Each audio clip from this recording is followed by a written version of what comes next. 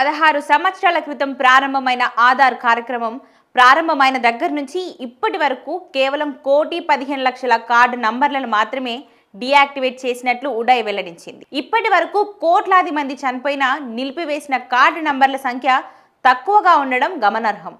సమాచార హక్కు చట్టం కింద దాఖలాలు చేసిన దరఖాస్తు ద్వారా ఈ విషయం వెల్లడైందని సమాచారం.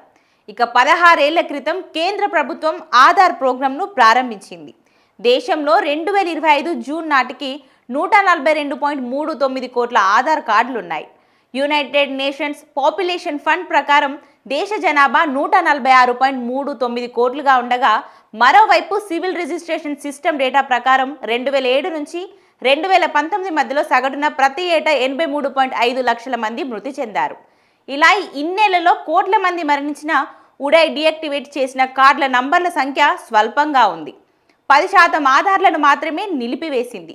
ఈ ప్రక్రియ మరణ ధృవీకరణ పత్రం, కుటుంబ సభ్యులు ఇచ్చే సమాచారం ఆధారంగా జరుగుతుందని ఉడాయ్ తెలిపింది.